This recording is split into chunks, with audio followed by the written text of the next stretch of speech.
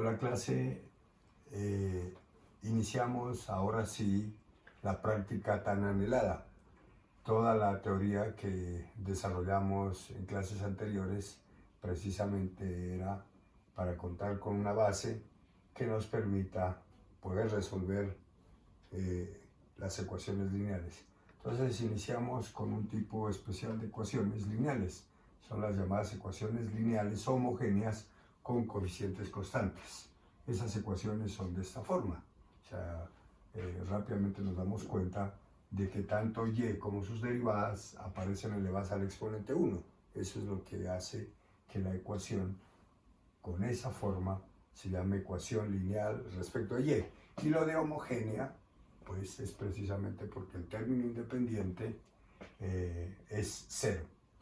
Listo, o sea, homogénea respecto a y. Dicho de otra forma, si cambiamos y por ky y sus derivadas por k múltiplo de esas derivadas, pues vamos a recuperar la ecuación. A eso se debe que se llame homogénea. Donde los elementos que aparecen aquí son constantes. ¿De qué forma o de qué tipo son las soluciones de cualquier ecuación lineal homogénea con coeficientes constantes? Entonces este teoremita nos dice que cualquier solución particular de la ecuación 1 es de la forma y igual a e a la mx, o sea, es una función exponencial donde m es una constante en general compleja. Nosotros sabemos que ustedes, pues algunos, tendrán la oportunidad en un próximo curso ver matemática en variable compleja, pero la mayoría de ustedes no va a tener esa oportunidad, por lo tanto, pues suponemos que no hay mucha información sobre el tema de complejos, pero sí es bueno saber que como conjunto, el conjunto de los números complejos es un conjunto más amplio que los reales.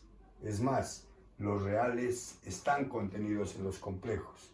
Cualquier número real es complejo, pero no cualquier complejo es real. Nosotros haremos el comentario que necesitemos sobre los números complejos, porque de todos modos vamos a tener que manejar resultados que tienen que ver en general con los complejos. Ahora tenemos que resolver el siguiente problemita. ¿Con qué valores de m la función exponencial e a la mx será solución de la ecuación 1? O sea, la teoría nos dice que cualquier función que sea solución de la ecuación 1 es de esta forma. Pero eso no quiere decir que para cualquier valor de m. M es una constante, en general compleja. Nuestra tarea es hallar todos los valores posibles de m con los cuales conformamos soluciones particulares. Entonces, para determinar algunos valores de m con los cuales cada función se convierte en solución de la ecuación 1, pues tenemos que hacer lo que siempre hemos hecho desde el comienzo del curso. Vamos a reemplazar esta función en la ecuación 1 y exigir que la ecuación se convierta en una identidad, o sea, que la función sea solución. Listo, entonces tomamos la función, la derivamos, es una función fácil de derivar, su primera derivada, m por e a la mx, etc., hasta llegar a la enésima derivada. Cada una de estas funciones la reemplazamos en la ecuación 1. Entonces, a sub 0 por la enésima derivada de nuestra función, es la que tenemos aquí, más a sub 1 por la derivada anterior, etcétera, etcétera, más a sub n menos 1 por y', que es la que tenemos aquí, más a sub n por y pues es la función sin derivar, y exigimos que eso sea idénticamente igual a 0. Entonces, si esta función aspira a ser solución de la ecuación 1, al reemplazarla tiene que satisfacerse la ecuación o convertirla en una identidad. Perfecto. Entonces, observemos que después de reemplazar aparece un factor común, que sea la mx. En cada uno de los términos aparece la mx. Así que lo factorizamos y la parte izquierda de nuestra ecuación se convierte en este producto. Así que, aplicando una de las propiedades de la multiplicación, sabemos que para que un producto de dos cantidades sea igual a cero, se necesita que por lo menos uno de ellos sea cero. Pero el primer factor, independientemente del valor de m, nunca se hace cero. Es más, como funciona la función exponencial, nunca toca piso, o sea, nunca toca el eje x. Por lo tanto, este factor para cualquier valor de x es diferente de cero. Así que sobre quién recae, o sobre qué recae la responsabilidad de que al reemplazar la función esto se vuelva a cero, sobre este factor. Pues ese factor, sacándolo aparte, ¿cierto?, se convierte en la ecuación de donde van a salir los valores de m que reemplazados aquí nos determina ciertas soluciones de la ecuación 1. A esta ecuación precisamente se le llama ecuación característica, en algunos textos le llaman ecuación auxiliar, pero independientemente de cómo le llamen, pues esta es una ecuación algebraica de las que resolvíamos, digamos, desde el bachillerato, ¿cierto? De grado n, el mayor exponente de la incógnita es m, es el que determina el grado de esa ecuación. Y recalco en eso, puesto que la teoría algebraica nos dice que el número de soluciones de una ecuación lo determina el grado de la ecuación. Así que esta ecuación va a tener exactamente n raíces, entre reales y complejas. Sobre eso hay una teoría que estaremos comentándola ahí en el camino para saber qué tipos de soluciones se nos van a presentar. Entonces procedemos a ilustrar esto con un ejemplo y a meternos en el análisis de cómo se construyen las soluciones de una ecuación de acuerdo al tipo de raíces. Bueno, con este ejemplo vamos a tratar de ilustrar hacia dónde apunta todo lo que hemos hecho. Entonces me piden hallar dos soluciones particulares de esta ecuación y con base en ellas construir la solución general, que es a donde apunta todo lo nuestro. Lo primero que nos damos cuenta es que efectivamente esta ecuación corresponde al tipo que estamos estudiando, que es una ecuación lineal homogénea con coeficientes constantes. Perfecto. ¿Qué nos dice la teoría? Que cualquier solución de esta ecuación es de la forma e a la mx y nuestra tarea es hallar los valores de m. Siguiendo el procedimiento paso a paso, entonces, ¿qué tenemos que hacer? Reemplazar esta función ahí para descubrir para qué valores de m esta función se convierte en solución. Entonces derivamos y reemplazamos. Al reemplazar se nos forma esa expresión, sacamos el factor común y nos queda que después de reemplazar, esto se convierte en un producto, el cual tiene que ser idénticamente igual a cero para que la función e a la mx sea solución. Obviamente el primer factor es diferente de cero, así que esto se volverá a cero siempre y cuando se cumpla que esto es igual a cero. Pero esta es una ecuación de segundo grado, o sea, una ecuación cuadrática. Resolviendo esa ecuación cuadrática, conoceremos dos valores de m con los cuales conformamos dos soluciones particulares. Pero aquí quiero hacer un comentario para evitarnos este camino. La pregunta es, ¿necesariamente tenemos que derivar tal como lo hicimos en general, reemplazar para poder caer a la ecuación característica? ¿O habrá un camino directo mediante el cual llegamos a la ecuación característica? Entonces observemos que los coeficientes en la ecuación característica son los mismos coeficientes que acompañan a las derivadas en la ecuación. 1 acompaña a y2', menos 1 acompaña y' y menos 2 acompaña y. Así que la invitación es a que para llegar a la ecuación característica, que es de donde salen los valores de m, simplemente cambiamos la respectiva derivada por una potencia correspondiente de m, o sea, m elevado a cierto exponente, donde el exponente coincide con el orden de la derivada. Entonces, segunda derivada, m al cuadrado, primera derivada, claro, con todo y coeficiente, m elevado a la 1, y y, como es de derivada 0, quiere decir menos 2 por m a la 0, pero m a la 0 es 1. Así que de esa forma caemos, tal como lo aclaramos aquí, directamente a la ecuación característica. Bueno, entonces, nuestra tarea es resolverla. Si no podemos resolverla directamente por factorización, pues apelamos al método general, que es utilizar la fórmula para resolver ecuaciones cuadráticas. Entonces aquí se deja factorizar e igualando cada factor a 0, pues conoceremos los correspondientes valores de m. Entonces, quiere decir que nuestra ecuación tiene como raíces, del primer factor se deduce que m es igual a 2 y del segundo factor que m es igual a menos 1. Estos valores reemplazados en la función e a la mx nos aportan dos soluciones particulares, que es la primera intención de nuestro ejercicio.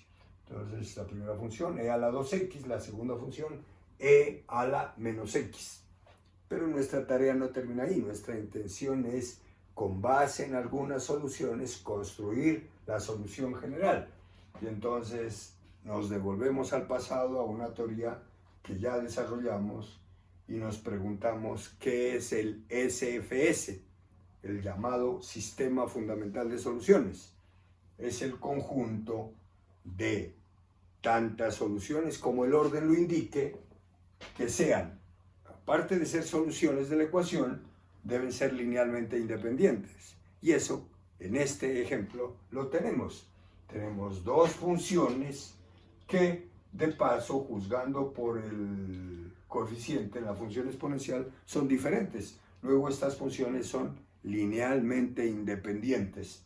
Por lo tanto, la solución general, nos dice la teoría, un teoremita que por allá enunciamos, nos dice que la solución general es la combinación de n soluciones particulares linealmente independientes, que son las que conforman pues, un sistema fundamental de soluciones. Por lo tanto, cogemos estas funciones, formamos la combinación lineal, la tan trajinada combinación lineal, y tenemos la solución general. ¿Cuál es el alivio que sentimos? Seguramente ustedes lo sienten, ¿cierto? Y es que no tuvimos que integrar para resolver una ecuación de segundo orden. La tenemos así, en bandejita. Y lo mejor de todo es que muchos problemas que conducen a ecuaciones diferenciales de segundo orden con coeficientes constantes se van a resolver así, suavecito, ¿cierto? Listo. Lo que sigue es mirar qué situaciones, o sea, qué tipo de raíces se van a presentar cuando resolvamos la ecuación característica, o sea, la ecuación 3. Dependiendo del tipo de raíces, se construye el sistema fundamental de soluciones. Y eso es lo que pasamos a determinar. Listo. Entonces procedemos a mirar qué casos se pueden presentar en el momento en que resolvamos la ecuación característica 3 respecto al tipo de soluciones. Entonces, el primer caso tiene que ver con que todas las raíces de la ecuación 3 sean reales y diferentes. Precisamente el ejemplo que habíamos hecho correspondía a este caso. Sacamos las raíces y nos dieron diferentes. En ese caso, pues 2, porque es una ecuación de segundo orden y la característica era una ecuación de segundo grado. Entonces, como aquí estamos hablando en general, pues aquí nos atormentamos un poquito con la notación, pero ya en la práctica, pues plasmamos fácilmente el resultado. Entonces, en el caso de que todas las raíces sean reales y diferentes, aquí dice que hay n raíces, pero que todas son diferentes. Entonces, el sistema fundamental de soluciones en ese caso es por cada raíz una función. Y como las raíces son diferentes, las funciones automáticamente van a ser todas linealmente independientes. Eso quiere decir que a partir de ahí ya podemos conformar la solución general de la ecuación, en ese caso, o sea, de la ecuación diferencial. Vamos al segundo caso. ¿Qué pasa si entre las raíces reales, o sea, suponiendo que son solamente reales, entre esas raíces reales hay múltiples, o sea, hay raíces repetidas? Sin restringir la generalidad, vamos a suponer que solamente hay una raíz que se repite. En la práctica puede ocurrir que hayan 2, 3 raíces que se repiten, cada una de ellas un número diferente veces. Pero aquí, para no complicar la escritura, vamos a suponer que hay una raíz que se repite tantas veces. Aquí hablamos de k veces. Puede ser que esa raíz se repita 2, 3 veces en una ecuación en particular. Pero aquí estamos tratando de alguna forma generalizar. Entonces la raíz m1 se aparece como raíz k veces de la ecuación. Y las demás vamos a suponer que son diferentes. Insisto, sin restringir la generalidad de lo que puede suceder, aquí estamos suponiendo que es solo una raíz y las demás son diferentes. Entonces, en este caso, a la raíz que se repite le va a corresponder soluciones que se arman así. O sea, el primer valor nos conforma la solución e a la m1x. La segunda raíz, que es la misma primera, pues le correspondería la solución e a la m1x. Pero, entonces la teoría nos ayuda y nos dice que si multiplicamos por una potencia de x, logramos que las funciones sean linealmente independientes y además que siga siendo solución de la ecuación lineal. Eso es importante para nosotros. Así que esta función es solución y además linealmente independiente con la primera. Cuando cojamos la tercera raíz, que va a ser la misma primera, entonces a ella le correspondería la misma función, a la m1x, pero para que sea linealmente independiente con las anteriores, la potencia ya no es x a la 1, sino x a la 2, y así sucesivamente hasta llegar a la késima raíz, que es la misma primera raíz. Esa función quedará multiplicada por la potencia x a la k menos 1. Si ustedes hicieran la contabilidad desde aquí hasta aquí, van a determinar que exactamente hay k soluciones. El conteo empieza desde 0, x a la 0, x a la 1. Cuando estemos en x a la k menos 1 van a ver k funciones.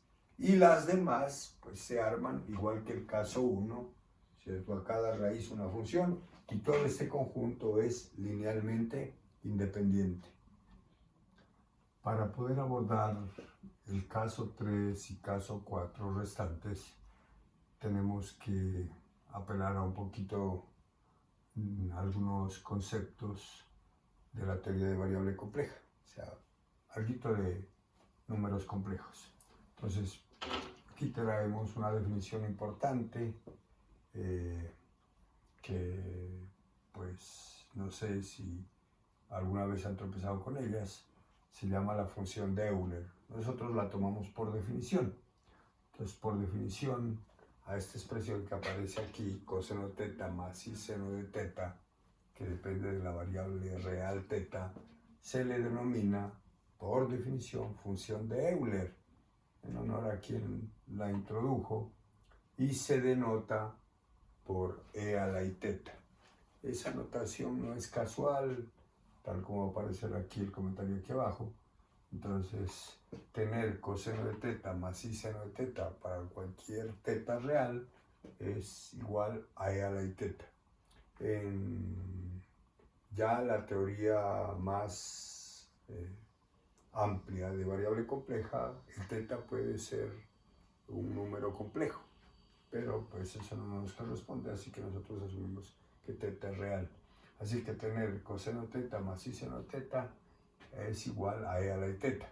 Si en este momento nos preguntamos, aunque eso hace parte de un conocimiento desde bachillerato, cuando ustedes resolvían ecuaciones cuadráticas, que sí, pues i es lo que en esta teoría se llama unidad imaginaria y que representa a la raíz cuadrada de menos 1. O sea, este numerito que ya no es real, la raíz cuadrada de ningún número negativo pertenece a los reales, es la que aquí se denota por i y se llama unidad imaginaria. Ese es el i que aparece ahí.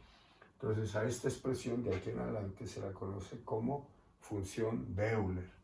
Pues les decía que esa notación no es casual.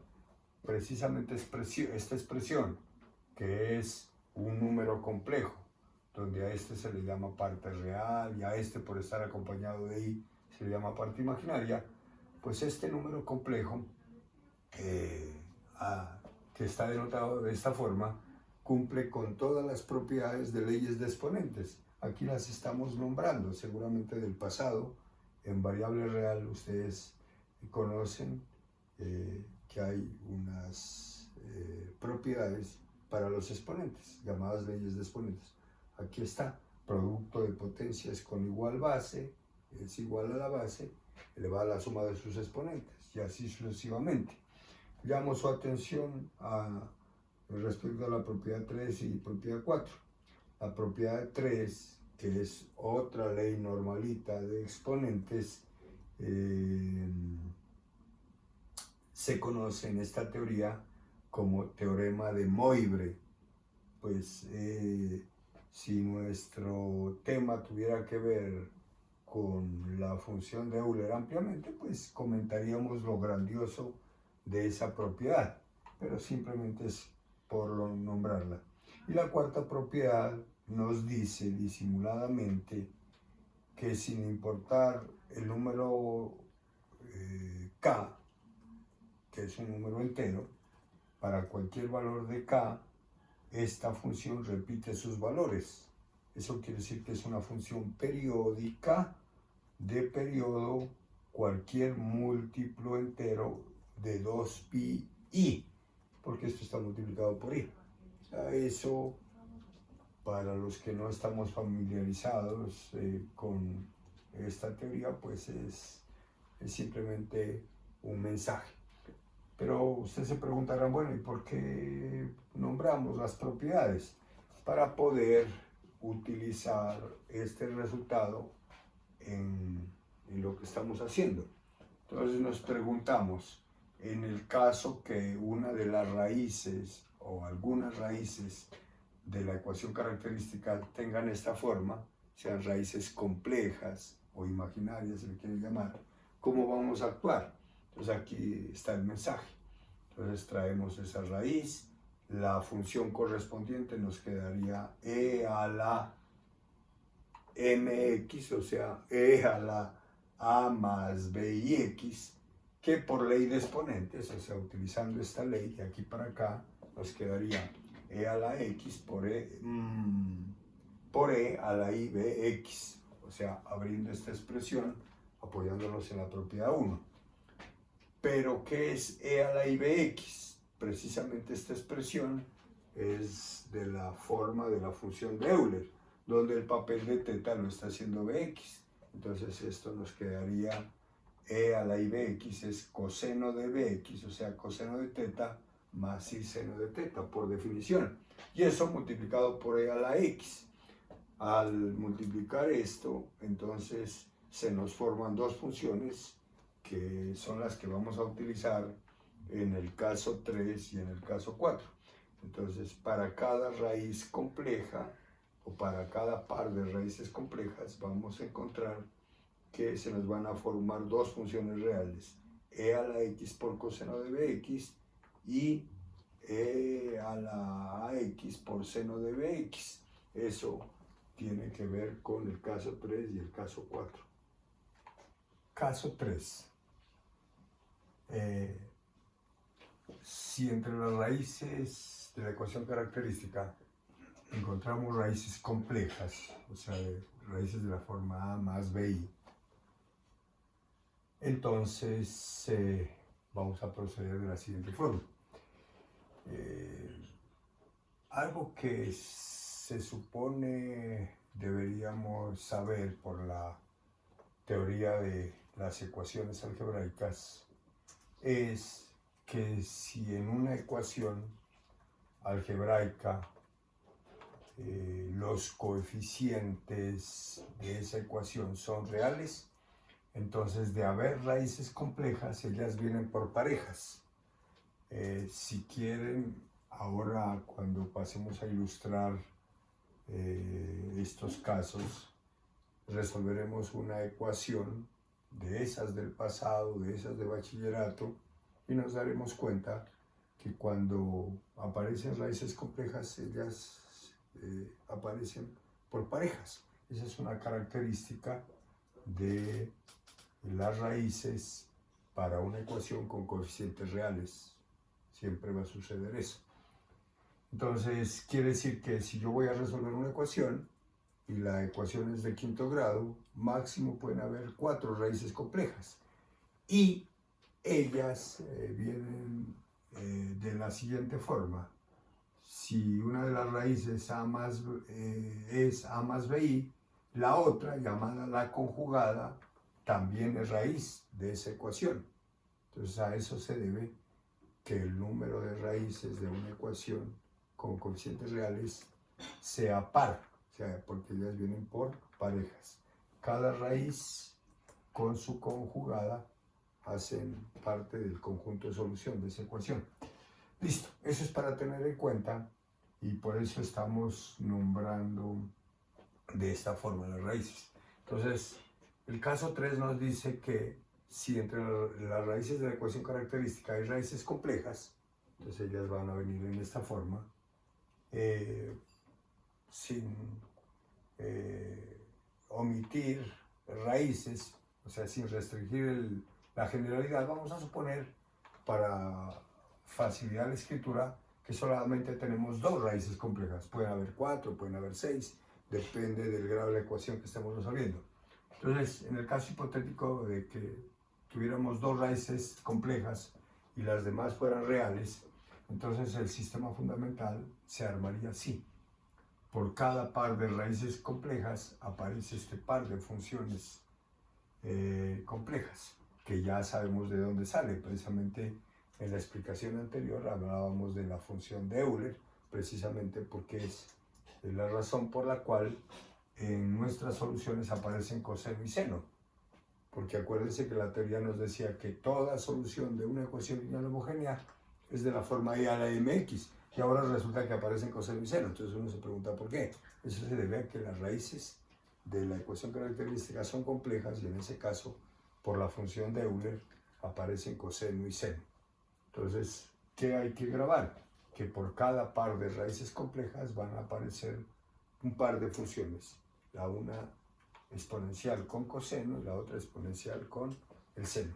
Y como las demás raíces, estamos suponiendo en este caso hipotético, son reales y diferentes, porque pueden ser reales y múltiples, pero pues eso ya sería una mezcla, pertenece a la mezcla de los casos. Entonces, las demás funciones serían así. Y ahí tenemos armado el sistema fundamental de soluciones en este caso. Y vamos al caso cuarto. El caso cuarto nos dice que qué pasará si entre las raíces complejas hay raíces múltiples. Entonces, aquí vamos a suponer que hay una raíz compleja que se repite k veces. Ese k veces en la práctica puede ser 2 veces, 3 veces, otra vez depende del grado de la ecuación característica. Pero pues sin caer en comentarios extensos ni en casos hipotéticos extensos, vamos a suponer que hay una raíz compleja que se repite k veces. Insisto, en la práctica ese K puede ser simplemente 2 o 3 veces, pero como se trata de medio generalizar, vamos a suponer que esa raíz A más BI se repite K veces. Por lo tanto, su conjugada también se repetirá K veces. En total van a haber 2K raíces complejas. Y las demás, sin restringir la generalidad nuevamente, vamos a suponer que son reales. Entonces, en ese caso, vamos a actuar tal como en el caso 2. Entonces, al primer par de raíces complejas le va a corresponder e a la x coseno de bx y e a la x seno de bx, que es la que aparece por acá. Pero, por cada vez que se repite, va a aumentar la potencia de x por la que se multiplica esa función. O sea, para el siguiente par de raíces, ¿qué aparecería? O sea, ¿cuál es el siguiente par de raíces? Esta. Suponemos que si A más BI se repitió, entonces A menos BI también se repitió. Para ese par de raíces, entonces las funciones serían X por E a la X coseno y X, que no la tengo escrita aquí, por E a la X seno de BX. Y eso se va a prolongar hasta la késima raíz, que vuelve a ser A más BI y su conjugada. Entonces, en ese caso, la función correspondiente quedará multiplicada por esta potencia, x a la k menos 1, tanto la que viene con coseno como la que viene con el seno. Eso nos daría un total de 2k funciones, y las demás, como estamos suponiendo, son reales y diferentes, y esas serían las correspondientes funciones. Nos proponemos entonces ahora ilustrar los 4 casos con estos ejemplos. Entonces aquí estamos proponiendo 4 ejercicios en donde podremos ilustrar los casos ya mencionados. Bueno, entonces a medida que vamos avanzando, si hay necesidad de hacer alguna explicación adicional, lo haremos. Entonces vamos con el primer ejercicio. Nos dan una ecuación lineal homogénea de segundo orden, nos piden resolverla. Primer paso, o sea, como para que vamos esquematizando nuestro proceso. Primer paso, plantear la ecuación característica, que ya en una explicación anterior vimos cómo se arma. Entonces, aquí tenemos la ecuación característica correspondiente, la resolvemos. Es una ecuación cuadrática, pues el primer intento que hace uno es, por vía factorización, hallar las raíces. De no lograrlo, nos vamos a la fórmula para la ecuación cuadrática. Entonces, en este caso, sí pudimos factorizar y encontramos las dos raíces, m igual a 3 y m igual a 2, que tal como en un ejemplo anterior que habíamos hecho, resultan ser reales y diferentes. Eso desde la teoría nos dice que un sistema fundamental de soluciones se arma así: por cada raíz una función, pero como esos valores son diferentes, estas funciones resultan ser linealmente independientes. ¿Eso qué quiere decir? Que tenemos, yo espero que ustedes en este momento recuerden un teoremita que vimos por allá, cuando ya estábamos finalizando la teoría, que nos decía que si tenemos n funciones que son soluciones de la ecuación lineal homogénea y además linealmente independientes, entonces la combinación lineal de esas funciones nos daba la solución general, pero que ese conjunto en particular tenía nombre, se llamaba sistema fundamental de soluciones. O sea que con base en esa teoría es que podemos rápidamente aquí transitar. Así que este es un sistema fundamental de soluciones, por lo tanto la combinación lineal de las funciones que aparecen aquí conforman la solución general de esa ecuación. Ahí la tenemos. C1, C2, etcétera, de aquí en adelante van a ser constantes arbitrarias. Pasemos al segundo ejemplo. Segunda ecuación que nos piden resolver es una ecuación de tercer orden. Así que, primer paso, les decía yo hace un rato que en la teoría se ve como muy denso, muy pesada la notación, la información, pero en la práctica es muy sencillo, muy esquemático, muy algorítmico, muy casi de receta. Entonces tenemos la ecuación de orden 3, planteamos su ecuación característica, es una ecuación de tercer grado, por lo tanto vamos a obtener 3 raíces. En este caso vemos que hay un factor común, factorizamos e igualamos a 0. Ahora, para que este producto de 0, por lo menos uno de los factores debe ser 0. O m es igual a 0, lo cual nos aporta la primera raíz, o esta expresión cuadrática es igual a 0, de donde van a salir las otras 2 raíces. En este caso, esta expresión se deja factorizar de esta forma. Uno por multiplicación puede probar que efectivamente está bien factorizada, e igualando cada factor a 0 tenemos las 2 raíces restantes. ¿Qué descubrimos? Que de las 3 raíces hay una repetida, o sea, una múltiple, se repite 2 veces. Apelando a la teoría que comentamos en el caso 2, entonces a esta raíz, a la primera raíz, m igual a 1, le correspondería la función e a la x, que es obviamente solución de la ecuación.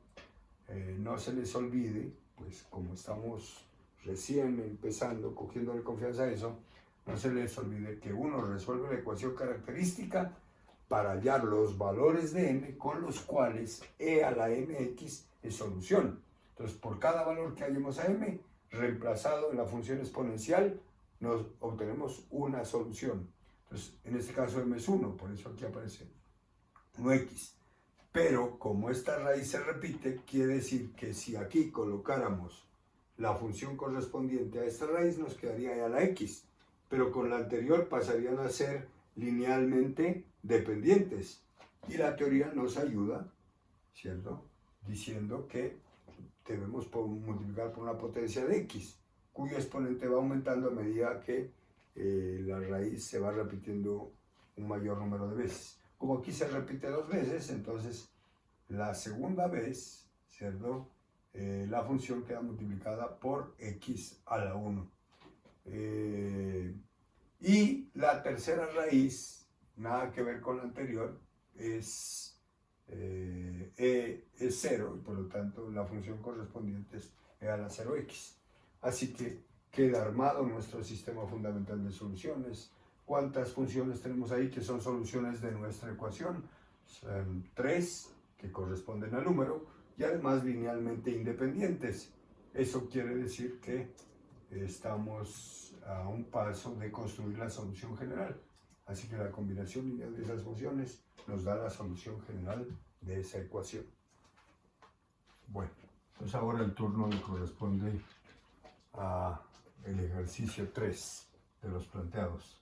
Tenemos una ecuación de tercer orden, lineal, homogénea, con coeficientes constantes. Así que primer paso, la ecuación característica. Quiero aprovechar este momento para comentarles lo siguiente. Cuando uno va a resolver una ecuación algebraica, pues lamentablemente solamente hasta la ecuación cuadrática manejamos fácilmente el proceso de resolución por fórmula. Pero ya lo que es una ecuación de tercer o cuarto grado y en general de cualquier grado,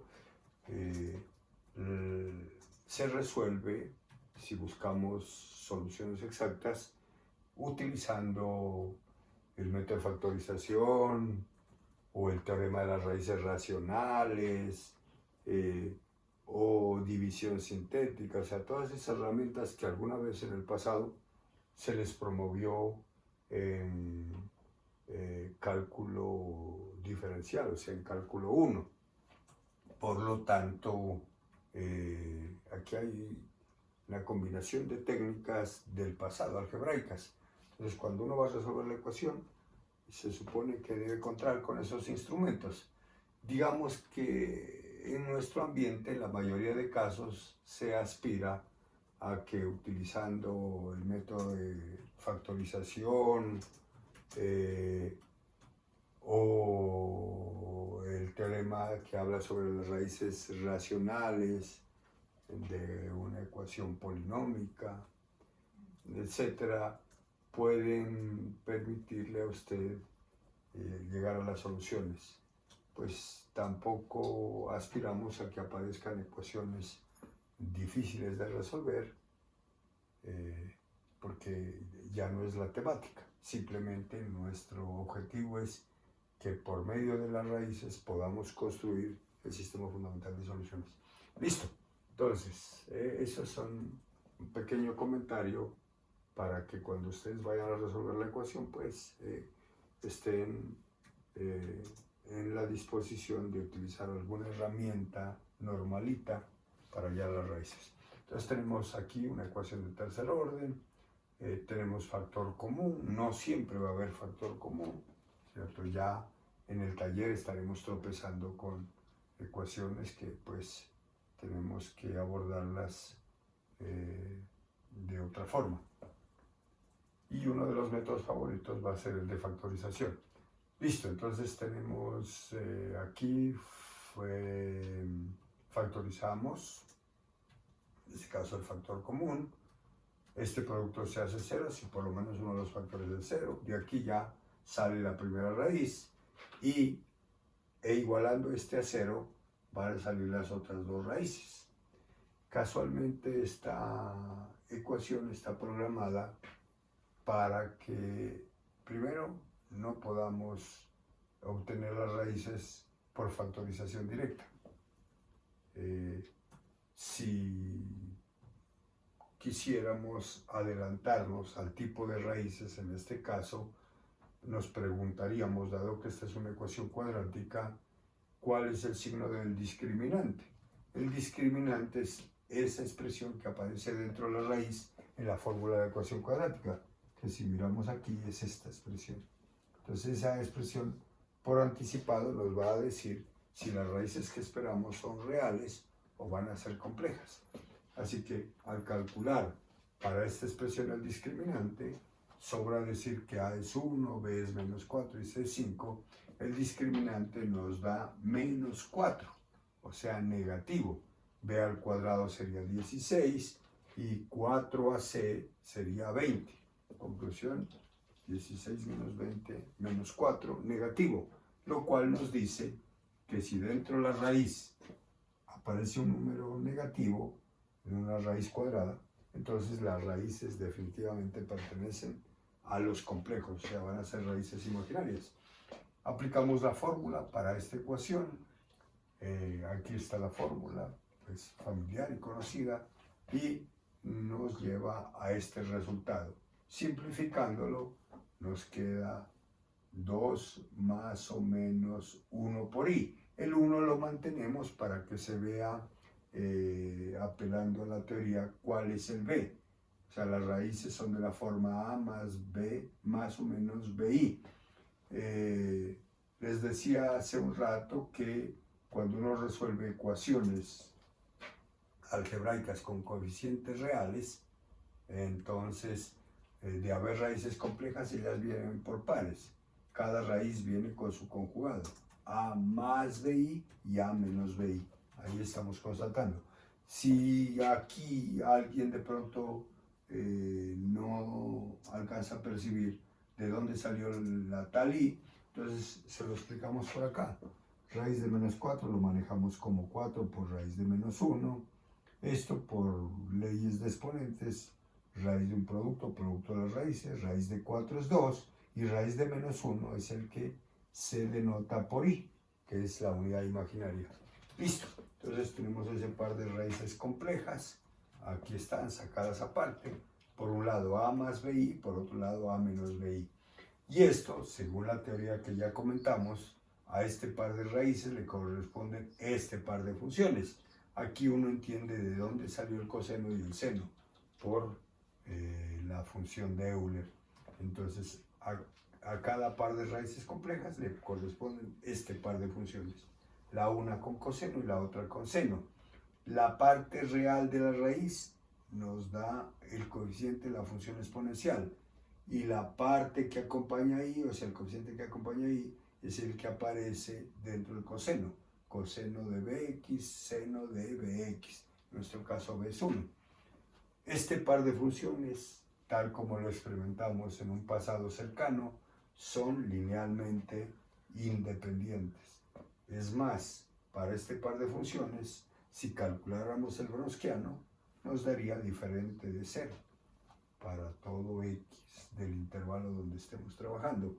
Así que con ese par de funciones ya podemos armar la solución general como combinación lineal. Y ahí tenemos, pero qué pena con ustedes, se nos olvidó aquí que cargamos una raíz. Entonces hago una pequeña corrección aquí, que es la función e a la 0x, ¿cierto? Y ahí ya completamos el sistema fundamental de soluciones. Entonces tenemos 3 raíces, las 2 raíces complejas y esta raíz que se nos estaba olvidando. Así que estas funciones son linealmente independientes. Esta función de paso pues es la función y igual a 1 y por lo tanto la combinación lineal nos daría más c sub 3 por 1, que es c sub 3. Y ahí está la solución general. Turno finalmente al ejercicio 4. Es una ecuación de cuarto orden. Planteamos la ecuación característica. Resolver una ecuación de cuarto grado. Aquí, ¿cómo proceder? Si fuera una ecuación de cuarto grado diferente, tendríamos que apelar a diferentes técnicas de factorización u otras herramientas. Pero en este caso, pues la ecuación que escogimos resulta que es una ecuación reducible a cuadrática o simplemente por una factorización de esta forma logramos resolverla. Entonces, dicha otra forma, esta tiene la forma de trinomio cuadrado perfecto. Raíz del primero, raíz del último y eso elevado al cuadrado. Observemos que los factores son iguales, por lo tanto, igualando cada factor a 0, vamos a obtener las respectivas raíces. M cuadrado más 1 igualado a 0 es una ecuación cuadrática, así que aquí vamos a ilustrar cómo se resuelve. La otra, que es la misma ecuación, pues nos va a aportar las mismas raíces. M cuadrado más 1 es igual a 0.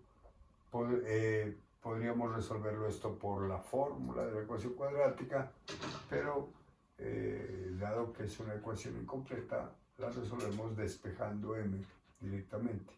Entonces pasamos el 1 al otro lado, sacamos raíz a ambos lados y obtenemos lo siguiente. La raíz de m cuadrado no es m, como de pronto uno podría pensar directamente, sino valor absoluto de m. Y la raíz de menos 1 pues es el aclamado i. Eliminando el valor absoluto obtenemos que m termina siendo más o menos i. Y como para entender cuál es la parte real y cuál es la parte imaginaria en esta raíz, pues lo escribimos en esta forma. Si no aparece a, acuérdense que las raíces son de la forma a más o menos bi. Si no aparece a es porque a es 0 y es lo que estamos visualizando aquí. Entonces aquí tenemos que la primera raíz es 0 más 1 por i. El 1 lo resaltamos para que se vea cuál es el número que está haciendo el papel de b. Y la otra raíz sería 0 menos 1 por i. Dado que el otro factor al igualarlo a 0, que es el mismo anterior, nos va a aportar las mismas raíces, entonces quiere decir que estamos ante raíces complejas repetidas, que corresponde al cuarto caso. Aquí no hay más raíces, dado que es una ecuación de cuarto orden, y las 4 raíces son complejas y además 2 repetidas. Por lo tanto, basándonos en la teoría, Entonces, para el primer par de raíces complejas, o sea, para este par de raíces, las funciones correspondientes serían e a la x coseno de bx y e a la x seno de bx. Esto es lo que vimos en el caso 3, ¿cierto? Pero dado que este par de raíces se repiten 2 veces, entonces sabemos que esas funciones tienen que multiplicarse por x a la 1, o sea, por una potencia de x, en este caso x a la 1, ¿cierto? Porque es la primera vez que se repite. Entonces x e a la x coseno de bx y x e a la x seno de bx siguiendo la teoría.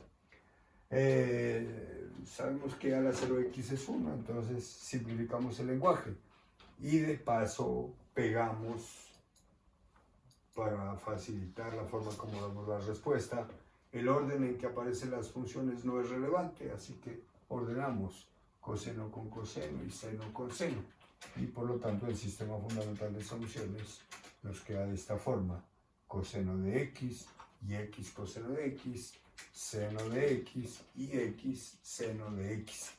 Listo. Entonces la combinación lineal de esas funciones que aparecen en el sistema nos da la solución general. Entonces C1 por coseno más C2 x coseno, etc. Pero si factorizáramos coseno, eso nos permite abreviar un poquito más la solución general. Entonces nos quedaría C1 más C2x que multiplica coseno x y C3 más C4x que multiplica seno de x.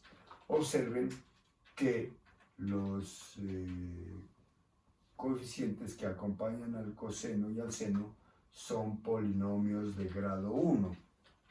Entonces, adelantándonos al futuro, y si las raíces se hubieran repetido 3 veces, entonces aquí aparecería un polinomio de grado 2.